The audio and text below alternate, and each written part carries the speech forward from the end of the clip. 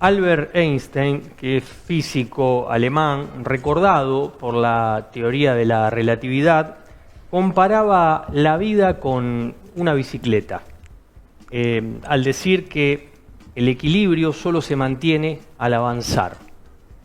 La frase "la vida es como una bicicleta" fue escrita en 1930 en una carta que le envió a su hijo Eduard ante una compleja etapa desde el punto de vista personal.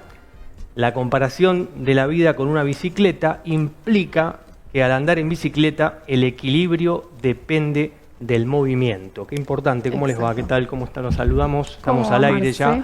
Gracias por estar con nosotros. Bueno, empezamos así. Qué bárbaro, ¿no? El equilibrio, al andar mantenemos el equilibrio, igual que la bicicleta, eso en el orden de la vida, ¿no? No hay que detenerse, hay que seguir moviéndose, hay que seguir avanzando. A veces nos pone algunas piedras que hace temblar la bicicleta, pero sí, es importante, es verdad, nunca detenerse, más con la vida y lo que a uno le gusta, ¿no? Creo que podemos saltar los obstáculos igual. Sí, ir hasta que le agarramos la mano a la bicicleta. Exacto. Al principio es cuestión de eso, cuesta, sí. ¿no? Cuando uno está aprendiendo cuesta, pero después le agarra la mano. Exacto. Esta interpretación implica que la estabilidad no surge cuando todo está resuelto, sino en el proceso de seguir en movimiento. La idea de la bicicleta no es avanzar sin dirección, sin rumbo, sino evitar la inmovilidad frente a las dificultades. Ahí está. Claro, ahí está. Frente a los obstáculos, evitar... Seguir, continuar o tratar de por ahí ir esquivando todos los obstáculos justamente. Y también es verdad un poco que nos hace falta a todos disfrutar el proceso. Por ejemplo, el proceso de andar en bicicleta, estar viendo el paisaje, disfrutar el proceso de la vida, ¿no? No solo estar esperando logros, porque siempre uno, tiene un logro, ¿no? Pero no me sacía y busco otro, pero en realidad lo satisfactorio está en el proceso, ¿no? Claro, disfrutarlo, es decir, como bien decís, disfrutar el proceso, a veces apurados, apresurados. Queremos llegar sí o sí al objetivo, y no disfrutamos el proceso. Al contrario, llegamos y decimos, ¿y ahora qué? Buscamos otra cosa para llegar otra vez a la meta y nunca disfrutamos del proceso. Eso es realidad. Claro. Y cuando hay un obstáculo, lo importante es, ante una bofetada, se dice así vulgarmente, nos levantamos, nos caemos, nos levantamos y continuamos caminando por la vida en busca de más, ¿no? De otras expectativas, de otras posibilidades, oportunidades. Pero siempre, como dicen, ¿no? Muy bien, respetando esto del proceso, el trayecto de vida, que tantas cosas pasan a través de los años, es tan importante eso, ¿no? Vivirlo, saber vivirla. Sí, incluso los mismos miedos, porque uno cuando empieza a andar en bicicleta le da miedo, es así como en la vida, vas caminando la vida y te da miedo ciertas cosas, pero hay que atravesarlos también a los miedos, eso es lo importante. Y también esta metáfora me remite como a... El hecho de encontrar el equilibrio también es muy importante, no solo, obviamente no detenerse para encontrar el equilibrio, sino justamente encontrarlo, porque yo creo que en la vida es eso, equilibrio, de todo. De todo uno tiene que tener un equilibrio, ni excesos, ni nada, ¿no? Pero tener es como, un equilibrio. Es tal cual como cuando vos aprendés a usar la bicicleta, justamente, ¿qué es lo que tenés? El equilibrio. Te caes. Sí, no tenés... Claro. O vas muy fuerte, o vas muy lento, te caes. Hasta que en un momento le agarrás la mano y decís, bueno, ya está, voy, listo. Sí, es cierto. Dicen que la vida no es rectilínea, sino que es zigzagueante. Vamos por la vida con distintas características que se nos presentan, oportunidades, como decíamos antes, y muchos creen que es lineal, ¿no? No, es imposible. No, porque pasamos de todo, de todo. Exacto. Bueno, muy bien. ¿Y ustedes qué opinan sobre este tema? Esto de, como decía Einstein, ¿no? Mantener el equilibrio, ir por la vida, comparaba la bicicleta con el desarrollo de la vida. Bueno, queremos las opiniones también de todos ustedes que siempre nos acompañan, están con nosotros desde hace mucho tiempo. Podemos también mencionar las redes sociales. Sí, es @lineadirecta.tv1 en todas las redes sociales, Instagram, TikTok, YouTube, lo que ustedes quieran. Así es, ahí pueden dejar algún comentario sobre este tema. Sí, por supuesto. Bueno, vamos a darle la bienvenida a nuevos auspiciantes, gente que se suma a Línea Directa. Semana tras semana siempre mencionamos diferentes... puede ser empresas, negocios, empresas grandes, instituciones. En este caso, el agradecimiento a Asociación Empresaria de Rosario, 91 años trabajando por las pequeñas y medianas empresas de Rosario y la región. Está ubicada en España 848 Rosario. También el agradecimiento a Luciano Cucuza, estilista unisex, Novias Eventos Postizos, San Martín 1434 Rosario, contacto 341-578-5018, Instagram @Luciano Cucuza Peluquería. Cucuza vas con 2 Z, como está allí en pantalla. Sí. Así que el agradecimiento a Luciano Cucuza, estilista unisex. Perfecto. Y también el agradecimiento a María Bernarda de Genaro, odontóloga, especialista en ortodoncia y ortopedia maxilar. Solicita tu turno al 341-277-9717, Instagram @od.degenaro, todo junto, de Genaro y con 2 N. Y por último, Bar Craft, punto de encuentro popular que ofrece desayunos completos, meriendas, opciones de comida al paso y también bar. Bueno, Avenida Pellegrini 972 Rosario. Reserva ya tu mesa al 341-549-2751, Instagram @craft, CRAFT.Rosario, allí como se visualiza al pie de la pantalla. Bueno, así bienvenidos. que bienvenidos a Bienvenidos todos, a todos, sí. al programa, que se suman permanentemente. Bueno, vamos ahora sí a darle paso a la primera invitada de hoy. Está con nosotros Natalia Fraire, que es licenciada en Psicología, psicoterapeuta de niños y adolescentes. Vamos a hablar de autoestima y seguridad, 2 pilares de la salud emocional. ¿Cómo te va? ¿Cómo estás? Bien, Natalia. De vuelta por acá. Gracias por estar acá con nosotros. No, gracias por invitarme siempre. Bueno, ¿cómo hacemos, Natalia, para que autoestima y seguridad formen parte de la vida cotidiana? Bueno, yo como psicóloga infantil y adolescente siempre digo esto. Hay, para mí, yo diría que 4 pilares.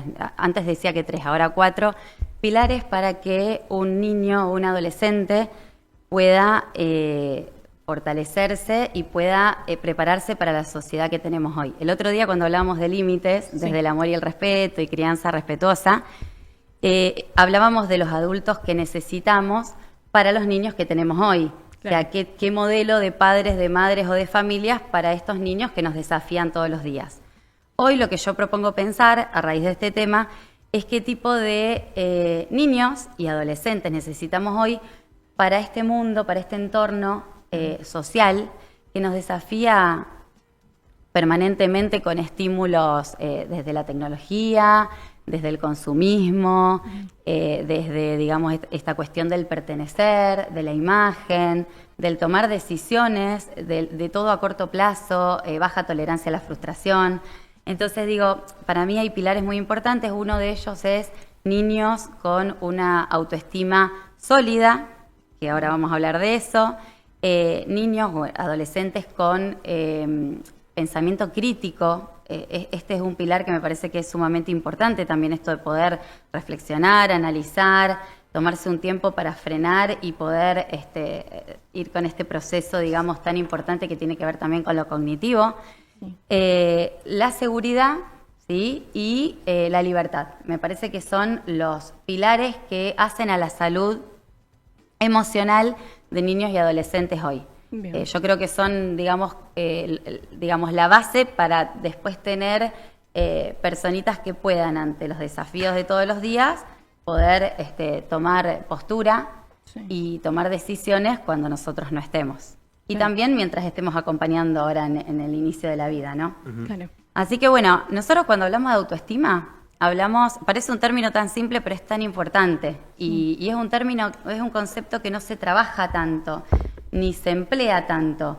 Pero en el consultorio, bueno, nosotros como profesionales lo evaluamos todo el tiempo en los niños. Bien.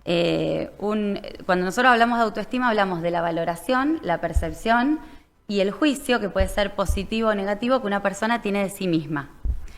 Tiene que ver, digamos, con todo un desarrollo que se va dando a lo largo de la vida. O sea, un niño cuando nace en un entorno muy pequeño que es la familia. Ese es el primer nido, en el mejor de los casos, con adultos referentes significativos que van a depositar sobre esa personita una mirada. La importancia de la mirada es uno de los puntos que más tenemos que tener presentes acá en lo que es la constitución de la autoestima.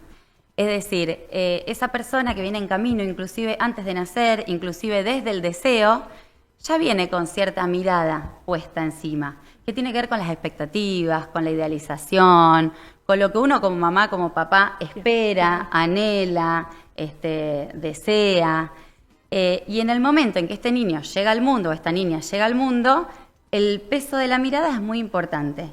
Si la mayoría de las experiencias iniciales tienen que ver con una mirada que valore, que sea calificadora, que haga sentir al niño único, especial, capaz, libre, posiblemente vamos a encontrarnos más adelante con un autoconcepto positivo bastante más sólido que a la inversa.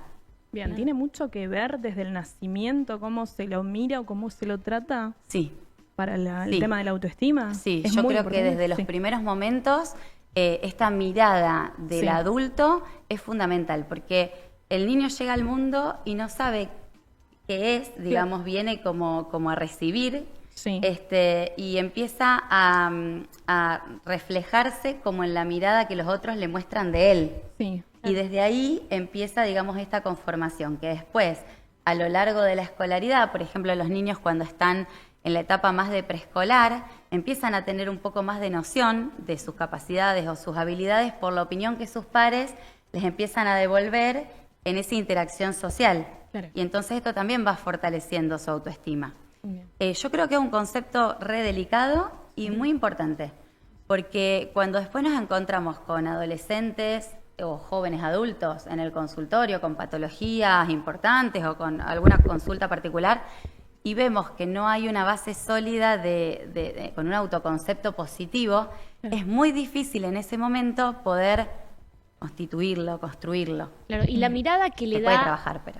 Claro, la mirada que le da este padre a su hijo o hija, también depende de la mirada que le dieron ellos, sus padres, me imagino. Sin duda, sin duda. Claro. Por eso siempre creo yo que el trabajo personal de cada adulto que esté implicado en la crianza siempre es importante, porque inconscientemente hay cuestiones que nosotros traemos de nuestros antepasados, de nuestra familia, y en la medida que nosotros trabajemos con nosotros mismos y podamos destrabar algunas de estas cuestiones o hacerlas propias, más difícil que las pongamos encima de otro, ¿no? Claro, pero se lo puede educar de una forma distinta a la que nosotros nos educaron, ponerle, Yo creo que sí, yo creo que sí.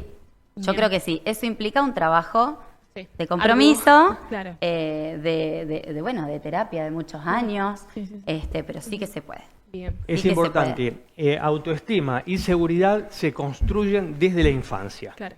Sí. Esto es inclusive fundamental. Desde antes, creo yo. Desde antes de la llegada del niño al mundo. Claro, sí. Claro, porque es un mundo de percepciones, ¿no? Donde, digamos, la persona, porque es persona, que está en el vientre materno, ya va percibiendo, antes de salir del vientre materno, algunas cuestiones. Por eso es importante hablar de autoestima, porque también está la baja autoestima, que hay que tener cuidado porque da lugar a un abuso emocional o una manipulación que puede gestarse allí, ¿no? Del tema de cuando yo tengo baja autoestima. Sí, por eso nosotros decimos que una buena autoestima o una autoestima elevada o adecuada, mejor dicho, genera motivación también en el área académica, genera buenas relaciones sociales.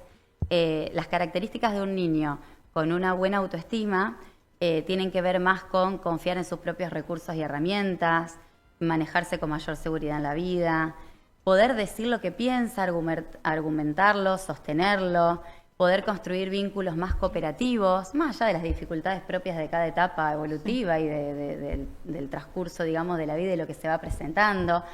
Por lo general tienen mayor tolerancia a la frustración, aprenden que el error es un elemento de aprendizaje que no nos determina ni tampoco nos ubica, digamos, como personas en un lugar de incapacidad, sino que fomenta el aprendizaje.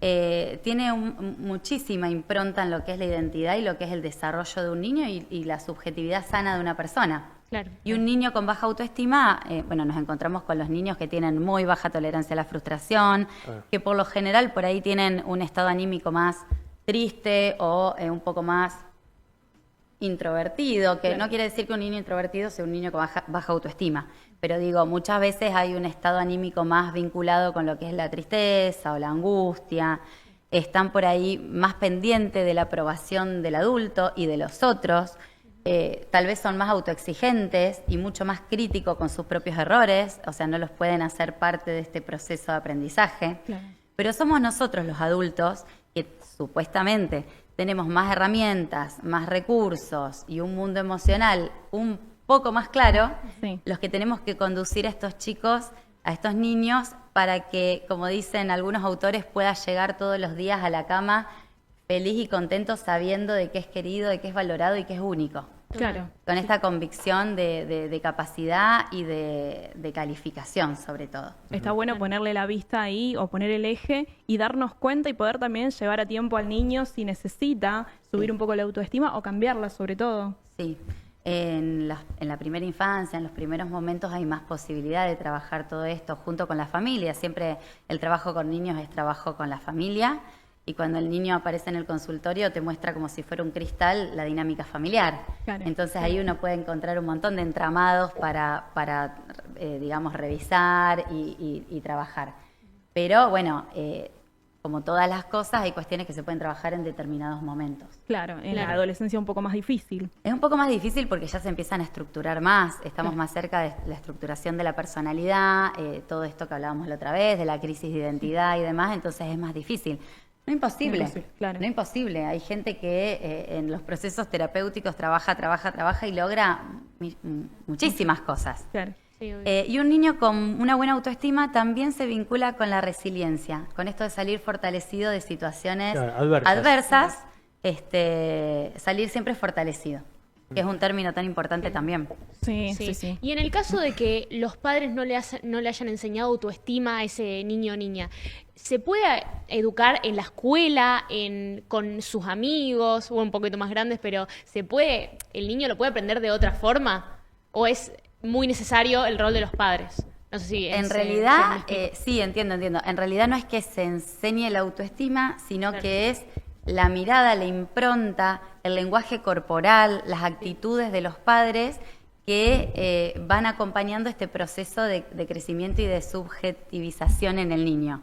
Entonces, eso, bueno, es lo que aparece en ese primer núcleo, que es la familia. Pero desde la escuela, por supuesto que una mirada calificadora, que una docente que estimule habilidades, que estimule capacidades, que fortalezca los puntos más fuertes de cada uno y también los más débiles, que pueda mostrar este potencial que tiene cada niño, puede favorecer muchísimo. Claro, sí, pero es importante lo que vos decís, el primer momento que es muy importante. Esta mirada a los padres. Es muy importante, pero es como en casi todas las cosas, la vida es también un proceso, como hablaban antes. Sí.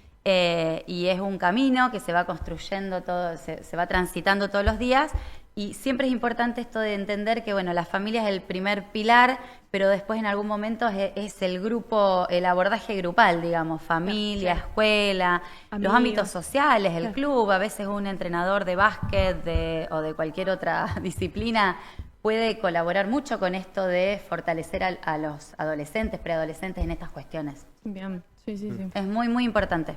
Por eso es importante tener siempre una mirada sobre la familia, sobre los padres principalmente, porque esto de la no tolerancia a la frustración, esto de la crisis de identidad, esto de no tener un sentido de pertenencia, también es un calco del chico hacia los padres, ¿no? Depende también la enseñanza que haya tenido ese chico, y hay que tener cuidado, hay dos términos que se utilizan, que es el exigido y el exigente, que hay que tener mucho cuidado con eso, porque está también, nosotros a veces nos basamos en el tema de la escuela, es decir, cuando alguien no saca un 10 o un 9, ahí está el padre a veces para decirle al chico, pero no me conformo con la nota. Por eso esto del el exigido y el exigente, que es importante. Totalmente. Los chicos que en general, hablo en general, después el caso a caso siempre, exacto, ¿no? Pero en términos generales, aquel niño que tiene baja autoestima, en general está más relacionado con la autoexigencia. Claro. Sí. Con la autoexigencia. Claro. Un niño con baja autoestima, por ahí uno puede encontrar experiencias de los referentes, de adultos referentes, que a lo mejor, en lugar de acompañar el proceso de cada logro y poder, como decías vos, disfrutarlo, festejarlo, estimularlo, recoger lo positivo, decir, bueno, hay que fortalecer esto, seguimos, no importa la nota, importa el proceso, no el resultado, sino el camino. Muchas veces hay situaciones en que los adultos empujan a los niños a lograr cosas para los que todavía no están preparados. Claro. Y esto genera, digamos, muchas veces una falta de confianza en los chicos cuando aparece este círculo de no poder lograr determinadas cuestiones. Claro. Por eso, bueno, autoestima, seguridad, autoconfianza, autoconcepto están totalmente implicadas. Bien. Y salud emocional. Claro, Claro, sobre todo. exacto. Sí. Bueno, muy bien. Gracias por la participación, por favor. por estar aquí en línea directa explicando y hablando sobre este tema que es tan fundamental, digamos, en la vida diaria, y en la familia, en la niñez, Totalmente, en la para adultez, poder, por supuesto. Para poder hacer también prevención de las infancias y adolescencia, Exacto. ¿no? Sí, Exacto. muy bueno. Gracias por invitarme. No, por favor. Gracias, Nos Nati. vemos. Se llama Natalia Fraire, es licenciada en psicología, psicoterapeuta de niños y adolescentes, hablando sobre autoestima y seguridad, los pilares de la salud emocional. Perfecto. Interesante. Excelente, la verdad que sí. Sí. La verdad que es para tomarle mucha atención, porque uno, creo que a veces ni uno mismo sabe el concepto de autoestima. Sí, Es total. como que te lo pones a pensar y decís, pero ¿en realidad es eso? O capaz que estoy equivocado, o quizás lo buscás de nuevo, porque nos cuesta a nosotros mismos el tema de la autoestima. Sí, es que también vienen generaciones de que recién se está empezando a trabajar y a tener estos conceptos de que al niño o niña hay que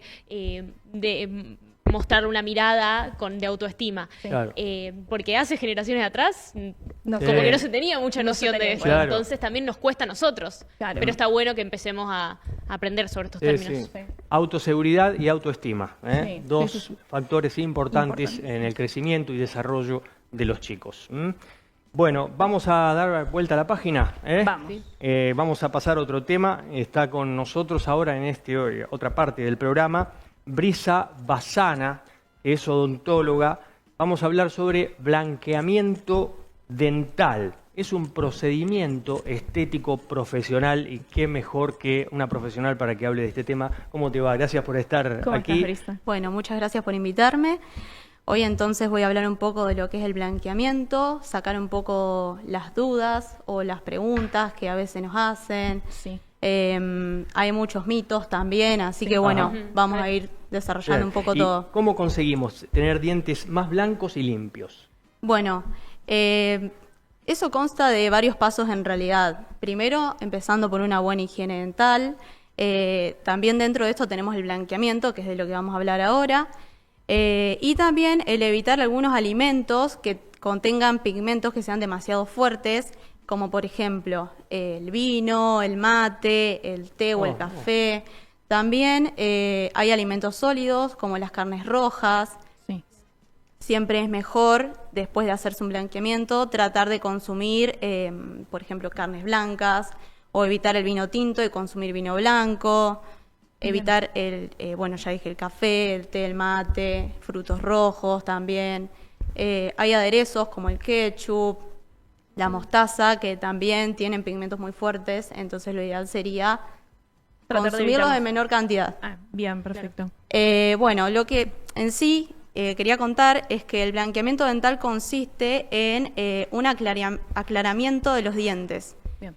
Este aclaramiento baja los tonos que querramos y ya lo podemos realizar en una sola sesión o en más sesiones. Bien. Bien. Depende de lo que querramos conseguir, ¿no? Por ejemplo, tenemos el blanqueamiento que se realiza en consultorio, es el que se realiza en una sola sesión.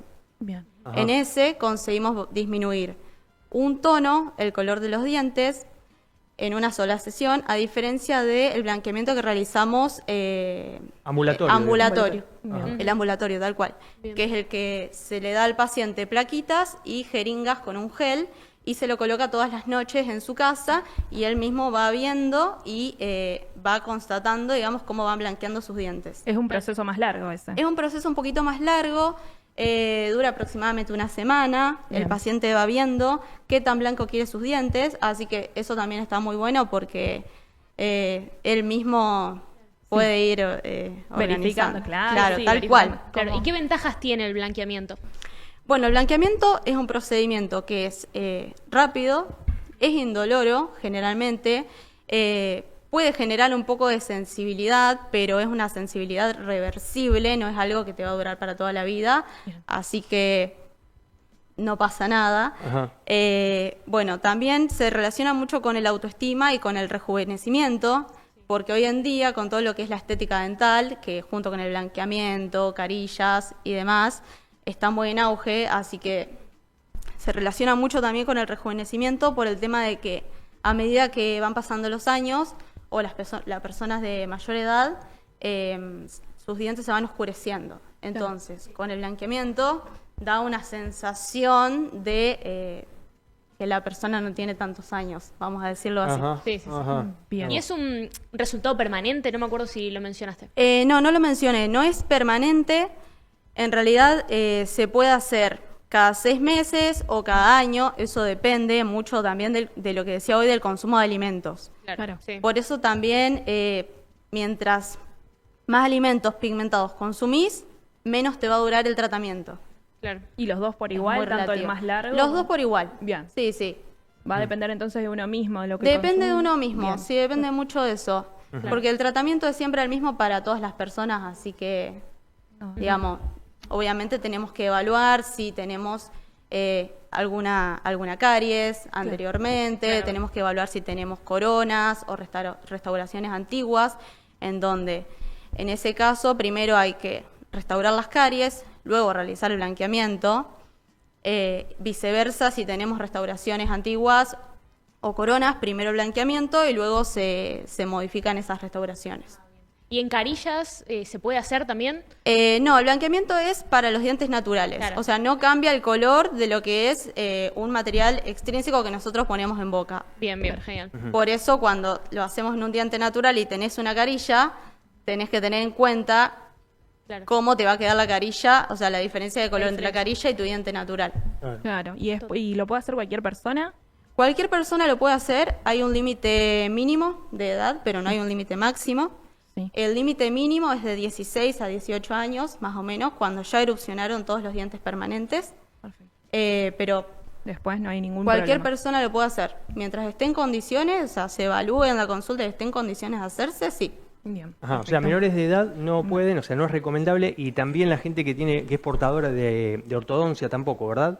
La gente portadora de ortodoncia no puede, porque por la misma ortodoncia que nos estaría dificultando eso, en sí. Claro. Lo ideal sería, cuando se retire la ortodoncia, hacer primero una limpieza y después un blanqueamiento. Bien. Perfecto. Para conseguir unificar el tono de todos los dientes. Lisa, ¿por qué las pastas dentales no aclaran los dientes? Bueno, las pastas dentales no van a aclarar porque no tienen peróxidos, a diferencia de los geles que nosotros usamos en consultorio o los que damos para la casa.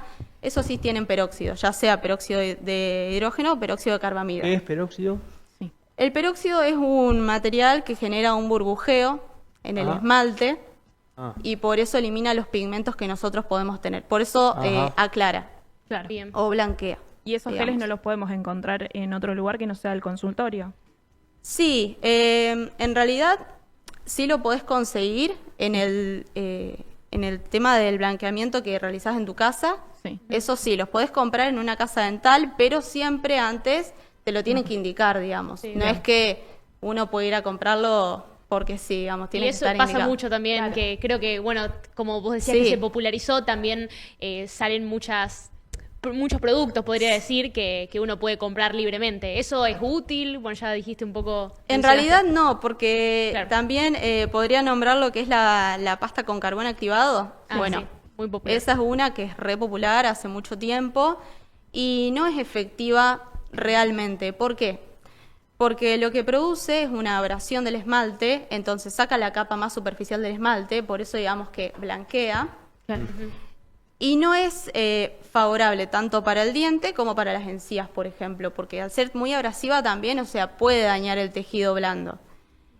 Otro de los efectos adversos, vamos a decirlo así, que puede tener es que puede generar una mayor sensibilidad, por esto mismo que saca cristales de esmalte, que no es lo ideal, y puede generar hasta caries. Claro. A la vez tampoco tienen flúor estas pastas, o sea que no tendrían la posibilidad de remineralizarse, digamos.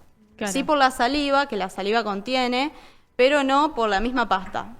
Entonces, no sería lo ideal. Lo ideal es realizar un blanqueamiento con algo que esté avalado. Sí, obvio. Bien, tampoco recomendás esos remedios caseros que por ahí dices, si vos probás tal cosa, pueden blanquear los dientes, porque No, suele pasar. sí, menos. porque es lo mismo, abrasionan. Listo. Por Bien. eso disminuyen la tonalidad del diente, no es por un procedimiento sea bueno. Claro, bien. Claro.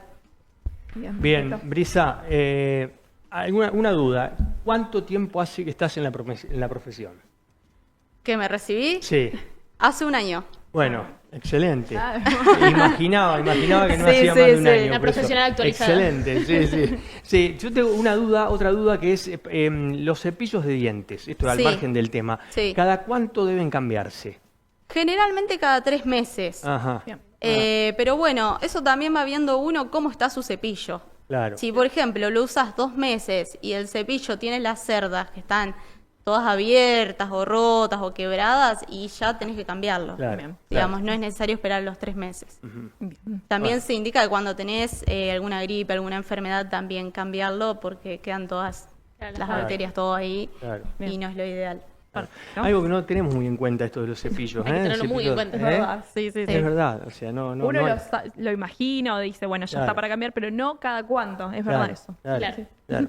Gracias por estar, Bueno, Muy muchas amable, gracias. Muy amable. Gracias. Brisa Bazana, odontóloga, hablando sobre blanqueamiento dental. Usted lo escuchó, todos los pormenores que hay que tener en cuenta sobre este tema. Importante el blanqueamiento. Uno piensa que con la pasta dental ya Sí. y el cepillado Exacto. es suficiente. O y con no es los así. remedios esos que te aparecen por ahí que dicen algunas cosas caseras, si utilizás No. tal cosa. Terrible, terrible. Sí. Así es. Sí, no, hay así- que tener cuidado, aparte de los dientes es algo muy importante, ¿no? Sí, y aparte, sí. como decía, que es para nuestra autoestima también es muy importante. Sí, Claro. o sea, tenés que sonreír o tenés que Tenés que siempre sonreír, estar, está. ¿viste? No, Claro. no te queda otra, siempre Claro. estás mostrando los dientes. Y o sea sí, que siempre. hay que cuidarlos mucho. Hay que cuidarlos. Una vez, nunca voy a olvidar una frase de una odontóloga, me estaba atendiendo y cuando estábamos hablando me decía, lo transparentó y decía que cuando a veces viene gente de saco y corbata, pero cuando abre la boca, Ah, se cae, es un desastre. Entonces, a veces, fíjate lo interior, ¿no? Como Claro. no se cuida a veces, ¿no? pero hay mucha gente, si ustedes se ponen a pensar, que está como siempre serio, ¿viste? Y no sabes, y puede ser un poco esto de Sí. la autoestima también. Sí, Sí, sí, sí. obvio. Hay como mucha que no gente que quiere- lo oculta, sí. Sí. Que es feo, es feo. Sí, Exacto. sí. Bueno, ¿qué les parece si cambiamos de tema? Como siempre. Porque ya hablamos mucho de Siempre a blanqueamiento full. dental. Ya hablamos bastante, así que incluso está acá con nosotros sentada a la mesa Sandra Areco, que es terapeuta en registros akáshicos, tiene varias disciplinas, es instructora de la activación de la glándula pineal, Sí. es numeróloga, Exacto, entre sí. otras disciplinas de transformación. La saludamos como corresponde. ¿Qué tal? ¿Cómo estás, Sandra? Gracias por estar acá. ¿Cómo Bien, estás? bien, la verdad que bien, un gusto saludarlos como siempre. Bueno, muy amable Gracias por por estar. Bueno, vamos a hablar sobre taller de la activación. Tenés un taller pronto sobre activación de glándula pineal. ¿Qué significa en primera instancia, no? Glándula pineal y cómo cambió tu vida, porque eso algo leí, cómo cambió tu vida al descubrir la activación de la glándula pineal. ¿Qué te aportó, digamos? Mira, una de las cosas importantes, ¿por qué me decidí a esto haciendo un montón de cosas? En un primer momento, durante casi 20 años, estuve haciendo un montón de cosas, pero yo decía que todo era para mí.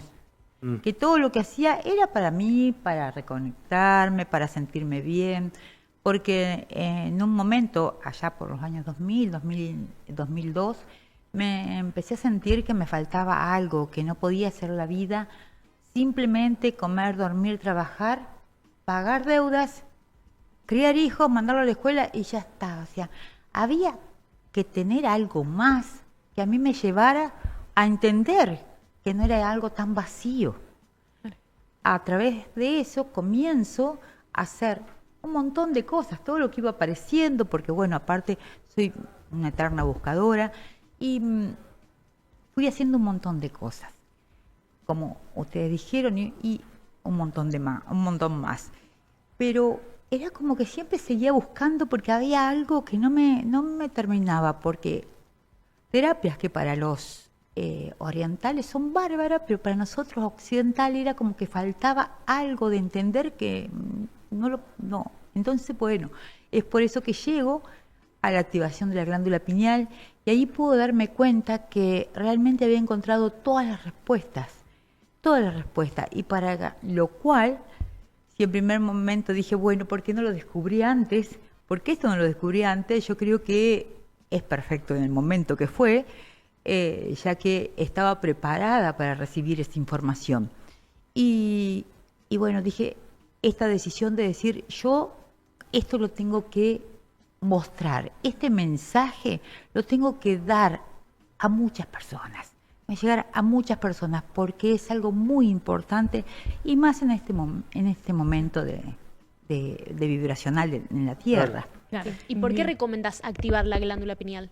Porque al activar la glándula pineal volvemos a recuperar ese poder creador que tenemos en el momento que nacemos, pero que después, y hoy mucho más temprano, antes era en la etapa de 6 a 10 años, hoy entre 4 y 6 años, la vamos atrofiando. ¿Lo hacemos conscientemente? No, claro. La vamos atrofiando porque la vamos tapando con estos que nos dicen en la casa, tenés que hacer esto, tenés que comportarte de determinada manera, en la escuela tenés que estar de esta manera. Y bueno, para poder encajar en distintos sitios, desde el familiar hasta cuando comenzás a ir a la escuelita de fútbol, a los clubes, querés pertenecer. Entonces, para poder pertenecer no podés ser el chico raro. Claro. Entonces, te entras en ese mundo donde tenés que ser igual, no diferente, y encajar con ellos, hablar su mismo idioma. Eso lo hicimos todos. Sí. Entonces, a partir de ahí es que la glándula pineal la vamos tapando y tapando con sellos de no siento o no digo lo que siento, porque si no cae mal. Entonces, para poder encajar empezamos a decir lo que conviene. Claro. Lo que el otro espera, desde la familia, la escuela, y así. Lo que el otro espera que diga, y así fuimos sellándola de una manera tal. Hay mucha gente que ha quedado, ha conservado de acuerdo a sus trabajos un poco este drenaje de melatonina y todo eso. Pero hay la gran mayoría, entre un 97 y 98%, no. Porque todos lo hicimos para poder encajar en el sistema y bueno, es por eso que se hace la activación. Se vuelve a hacer la activación en un taller. Bien, ¿y el taller cómo lo llevas a cabo? El taller consta de un viaje increíble que es para esto, recuperar este poder que yo tengo dentro mío y también poder entender cuál es mi misión en esta vida, a qué vine, por qué estoy acá, cuál es mi verdadera misión, porque la gran mayoría trabajamos, hacemos un montón de cosas y a veces sentimos que estamos viviendo una vida muy en automático, más hoy como es todo el tema de las redes sociales y un montón de cosas que estamos en automático y también por el tema del tiempo, que eso lo explico. El taller consta de 2 días, como decía, un viaje increíble, porque el primer día nosotros como occidentales vamos a recibir información. ¿Por qué información? Porque es la única manera que tenemos de elevar frecuencia a tal punto que se puede reactivar otra vez la glándula. Si estuviéramos en Oriente estaríamos meditando 4 o 5 días, pero si hay personas, y me cruzo con mucha gente donde no puede meditar ni 5 minutos, porque está atento del teléfono, el llamado. Entonces sería difícil haciéndolo de esa manera. Por eso es que elevamos frecuencia mediante la información. Y es también muy importante porque, como es para todo público, bien, puede haber gente como médicos o diferentes profesiones. Diferentes profesiones, a esto iba, gracias. Diferentes profesiones que van más desde el lugar científico. Si bien hay otra gente que puede venir ya del mundo holístico, donde entiende que somos energía, que hay energía vibrando a nuestro alrededor que es diferente a la que podemos ver. Aparte que nosotros como seres humanos podemos ver el 0,05% de lo que hay alrededor nuestro. Entonces, a veces no se puede entender aquello que no se puede ver. Por eso es el taller de 2 días. Primero vamos poniendo toda una información que está ahí hecho para esto, para poder elevar frecuencia, y al término se hace la reactivación. Y vamos pasando por esto de pensamiento, sentimiento, emociones. Es lo mismo, las creencias. ¿Qué le damos más poder? A lo que sentimos, a lo que pensamos, a lo que decimos, ir entrando todo por ese camino, donde también vamos mostrando lo que tiene la frecuencia vibratoria de la Tierra, nuestro campo electromagnético, porque se puede medir científicamente. Entonces, de acuerdo a la vibración de nuestro campo electromagnético, vamos a encajar con frecuencias de esa vibración. Entonces se va contando todo esto. ¿Y por qué digo de esa vibración? Porque, ya lo decía Einstein, que es una parte del taller donde yo lo nombro, iguala tu frecuencia a la frecuencia de aquello que quieres obtener, y eso va a ser así. Y a partir de ese momento, en los años 90, el HeartMath Instituto, esto se puede ver en cualquier página de internet, empieza a ver cuál es la frecuencia de nuestro campo magnético para poder encajar con esas cosas que sí quiero que pasen en mi vida. Como por ejemplo, empezaron a ver cuál sería la frecuencia de la casa en la playa, del iPhone que quiero o de las cosas que me hacen feliz externas. Claro, es como que lo vas sintiendo. Claro, al ir elevando esa frecuencia, vamos a ir a conectar. Por eso digo que el taller se llama Es tiempo de recordar, y vamos a ir conectando con todas estas memorias. Bien. Hasta llegar al final, donde a veces te mira y dice tanta información, pero si yo vine a activar, claro, justamente para poder activar es necesario pasar por todo este viaje, claro, de información y ser muy clara desde lo que decían los pueblos originarios, desde lo que decía la gente que también sabe mucho, pero desde la parte espiritual, y de lo que dice toda la parte científica, que eso lo pueden googlear por internet. Bien. Y el segundo día ya es más práctico. Bien. Al haber recuperado ese poder creador que tenemos todos, vamos a ir teniendo herramientas para poder llegar con nuestra frecuencia a poder llegar a encajar, y cómo hacerlo con la frecuencia que tienen las cosas. O sea, claro, de una forma más fácil de decirlo. Al elevar la frecuencia nuestra, vamos a conectar con... Elevar la frecuencia quiere decir tener sentimientos de amor, claro, de confianza, de gratitud, y así mucho lo que está relacionado con el amor. Entonces seguramente vamos a salir, vamos a encontrar estacionamiento, la chica del súper nos va a atender maravillosamente, vamos al banco y no hay cola. Entonces, vos decís, ¿es casualidad? No, no es casualidad. Se abren posibilidades. Se abren 1.000.000 de posibilidades. Entonces empezamos a tener esto de la intuición, claro, más allá de todos los beneficios físicos, biológicos, que es poder dormir, no es dormir más horas, sino es poder descansar. Claro. Descansar es calidad. Y también bajar el estrés.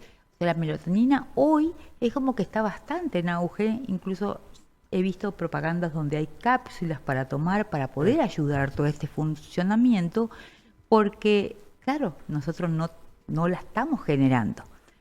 Una vez que se activa, se vuelve a activar, comenzamos a generar esta melatonina que es excelente para un montón de cosas y también se vuelve a conectar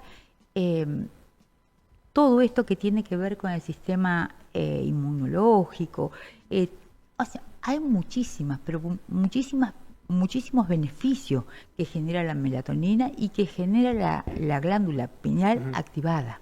Y nosotros después de, perdón Marcel, después del taller, ¿sentimos algo? ¿Nos cambia algo? El primer día ya comienzan a sentir diferente, porque justamente se tienen que ir la gente a dormir, a descansar, a sus casas. Y ahí ya comienzan a sentir, uno descansó mucho, uno durmió como nunca, y así se van generando las cosas. Hay gente que tiene unos sueños muy lindos, que hace años que no soñaba, y bueno, y entonces al otro día se comienza a hacer todo un trabajo de ejercicios, de cómo ir elevando la frecuencia para llegar y a encontrar cuál es mi don, porque una de las cosas que dije al principio es encontrar cuál es mi don, cuál es mi misión en esta vida. Entonces vamos por medio de ejercicios que se van guiando en una frecuencia de amor, en un sentimiento de gratitud, vamos elevando, y no son meditaciones, es ir llevando la atención por distintos lugares, con lo cual permite poder conectar con eso más allá. Y hay gente que no puede, dice, no, yo no veo nada, lo importante acá no es la información del primer día, no es la información del segundo, ni los ejercicios. Lo importante es despertar estas memorias, como dije, y poder sentir, volver a conectar con el sentir, con el sentimiento y con el poder que eso tiene. Claro. Yo, una de las cosas que digo siempre, yo no les vengo a contar nada ni a enseñar nada. No. Solamente los acompaño a ir recordando esas memorias que están grabadas desde nuestro ADN y en toda nuestra memoria humanidad. Bien. ¿Cuándo es el taller? ¿Cuándo está previsto? Vengo de un taller de Venado Tuerto que hice el fin de semana pasada. Y el nuevo está previsto aquí en Rosario 21 y 22 de marzo. De marzo, 21 y 22. ¿Cómo te contactan? Mira, por medio de mi WhatsApp, que es, creo que está saliendo en la publi. Reiteralo. 341-5443-179. Y después por Instagram, Soy Amor en Conexión, o Sandra Areco por Facebook, que me pueden contactar. En alguno me van a encontrar. Ahí estamos viéndola. Instagram o Facebook, entonces. Sí, de Soy Amor en Conexión. Genial. Bien. Y el número de WhatsApp. Sí. Bueno, Sandra, muchas gracias nuevamente por estar con nosotros, por brindarnos esta temática de interés general, porque es importante este tipo de talleres porque te hacen ver una vida diferente a la que llevamos cotidianamente, ¿viste? La verdad que sí. Es distinto. Sí, es decir, comenzás a comienza a apagar ese ruido y a estar más consciente. ¿Dónde tengo la atención? Claro.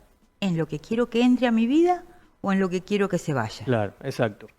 Sí, es importante porque estamos viviendo una etapa en donde hay instalada una cultura de la resignación, de la incertidumbre, de esto de la negatividad constante, y asistir a este tipo de encuentros es muy importante. Porque uno va cambiando la mirada, inclusive la mentalidad también, ¿no? Claro, la mentalidad frente a las distintas circunstancias de la vida y lo que vivís en ese taller, ¿no? Sí. Así que gracias por estar acá y por difundir esto. Gracias a ustedes, llegan a muchísima gente, que esta información es interesante, entonces gracias a ustedes por darme la oportunidad. No, por favor, gracias a vos. Sandra Areco, terapeuta en registros akáshicos, tiene varias disciplinas, es instructora de la activación de la glándula pineal hablando precisamente de esto, Sí, y del taller que va a dictar próximamente. Qué programa completo, por Dios. Completo. Pero, ¿se pasa la página todavía? Así es. ¿Tenemos unos minutos más para pasar otra página más? Sí, tenemos unos minutos. Vamos para terminar. Sí. Vamos a dar a conocer, faltan 4 minutos, así que faltan las noticias positivas de este segmento, que, digamos, rescatamos nosotros de las noticias negativas y traemos acá y la difundimos noticias positivas. Todo lo positivo siempre. Exacto. Sí. Amamos. Vamos, ¿quién empieza? A ver, vamos, empiezo yo, empieza ustedes. ¿Quién? Vamos, Lara, ya Bueno. Dale. Empezó. Bueno, empezamos con la primera. Tiene 111 años de edad y es el hombre más longevo de Estados Unidos. Se llama Luis Cano, nació en Colombia el 9 de diciembre de 1914, emigró a Estados Unidos en 1990. Luis Cano dice que algunos hábitos fueron determinantes para alcanzar una edad tan avanzada. Cuenta esta persona que nunca fumó ni consumió alcohol, mantuvo la actividad física, escuchen esto, ¿no? Mantuvo la actividad física hasta los 105 años. Ah, bueno. Es re envidiable. Súper saludable. Pero sí. Dice que su dieta siempre estuvo marcada por vegetales, frijoles y palta, pero además dice que se destacó por tener pensamientos positivos a través del tiempo. Luis Cano informó, esta es una nota relevante también, un informe relevante, en una nota que le hicieron dijo que la esperanza de vida en Estados Unidos es de aproximadamente 79 años y en Colombia, donde nació él, es de 77 años. ¿Y él 111? Sí, No. 111 años, hasta los 105 hizo ejercicio físico. Mirá. Claro. Así Importante. que mira vos. Sí, muy bueno la vida saludable. Sí, totalmente. Nosotros Sí. que hablamos el estuvimos programa hablando. anterior. Un bocho saludable, como siempre. El bocho saludable para llegar a los 120 años, Lari. Exacto. Bueno, les comento la mía. Dale. El Consejo Municipal de Rosario sancionó la ordenanza número 10.878, la cual establece que las salas de cine público y las proyecciones municipales deben incorporar subtítulos descriptivos para garantizar el acceso a personas sordas o hipoacúsicas. Esta normativa surgió hace 2 años de una propuesta de los alumnos de 3er grado del Colegio Madre Cabrini, quienes plantearon esta necesidad en un encuentro con uno de los concejales en el marco de los contenidos que se trabajan en clase sobre la ciudad de Rosario. El proyecto, impulsado por Federico Lifshitz, Alicia Pino y Manuel Ciuto, establece que los subtítulos deben detallar diálogos, efectos sonoros y música para asegurar una comprensión plena.